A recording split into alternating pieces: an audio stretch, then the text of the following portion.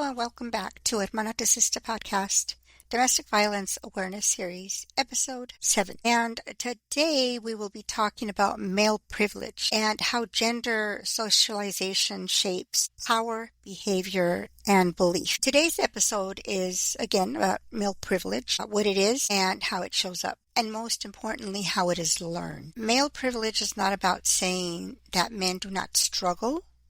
It's about recognizing that gender-powered systems shapes expectations, opportunities, and consequences differently for boys and girls from birth. And here's the core truth of today's episode. Abuse is learned. Abuse is a learned attitude, behavior, and belief. No one is born abusive. People are socialized into beliefs about power, control, entitlement, and gender roles. And what I mean by this is that as we're growing up, we are expected to behave a certain way if you're a boy or if you're a girl. And we start learning our roles. We start learning where we belong in society. So what is male privilege? Male privilege refers to the unearned advantages that men receive in societies, structured around patriarchal gender norms. Gender shows that male privilege often includes being assumed competent, being perceived as being authoritative, being granted sexual freedom, being less judged for anger or aggression, and being rewarded for dominance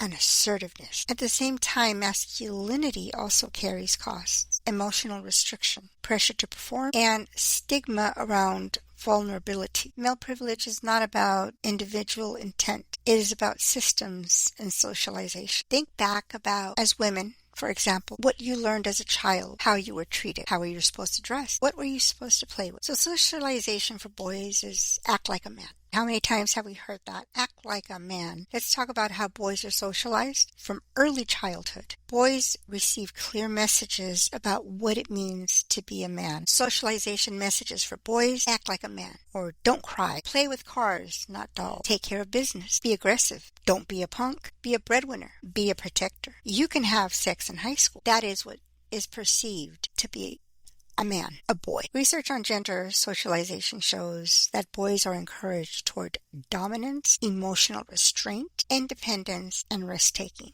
while emotional vulnerability is discouraged or punished. In other words, you can't cry. In other words, you can't have emotion. What boys learn early is that anger is acceptable, that sadness is weakness, that control equals strength, and that sex equals status. These messages are reinforced by our families, our schools, media, peers, and over time, these norms shape beliefs about power, entitlement, and control. Male privilege can also be looked upon as the king status. He's the king. So what about when masculinity meets power and abuse? How do we connect these dots? Research shows that traditional masculinity norms, especially dominance and aggression and emotional suppression, are linked to higher acceptance of violence and coerced behavior. When masculinity is defined as control over others, sexual entitlement, and emotional vulnerability, abuse can become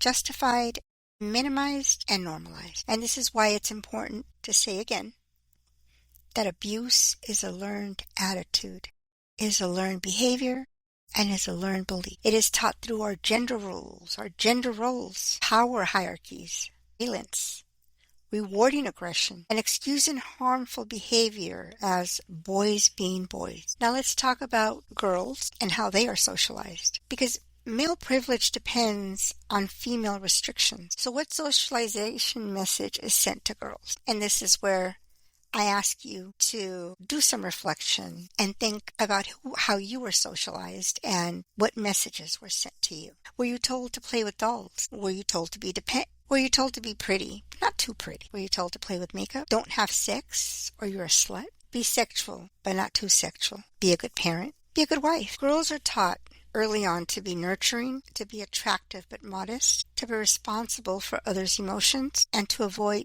sexual agency. This is known as a sexual double standard, where boys are rewarded for sexual activity while girls are punished and shamed for the same behavior. Girls learn safety depends on compliance, obedience. Girls learn worth depends on appearance. Girls learn sexual behavior brings shame. These norms reinforce male privilege by limiting girls' autonomy, normalizing the male dominant. So how does gender socialization shape relationships? When boys and girls grow up with these messages, relationships are shaped by unequal expectations. Boys may learn to lead rather than listen, to control rather than collaborate, and to avoid accountability through entitlement. Girls, on the other hand, may learn to tolerate disrespect, to manage others' emotions, and to blame themselves for harm. Research confirms that gender socialization can influence on how adults handle conflict, intimacy, consent, power in relationships. This is not about blaming individuals, it's more about changing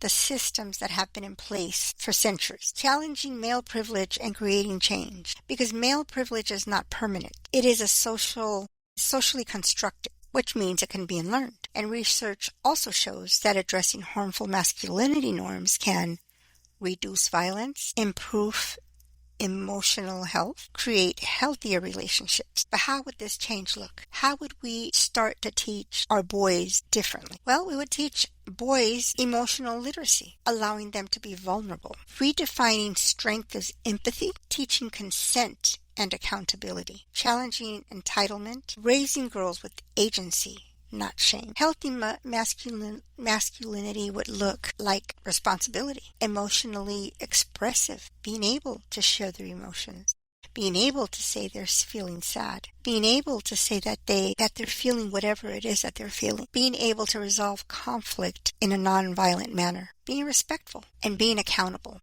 for their actions. So let's end with another reflection and ask yourself, what messages about gender did I grow up with? What beliefs did I inherit without questioning? Because remember, we weren't able to question anything. It was just what it was. And which ones do I want to unlearn? And what do I want the next generation to learn instead? Male privilege is not about guilt. It's about awareness. It's about responsibility, and it's about creating change. Because when we change what we teach children, we change the future of relationships, and we start healing and destroying that cycle that causes so much harm. This brings our episode to an end. If you enjoyed the episode, please share your like, and please subscribe to my channel so that you never miss another podcast. Thank you for listening. Stay blessed. And remember to always take good care of yourself. Love yourself, forgive yourself, and keep pushing forward. Until next time.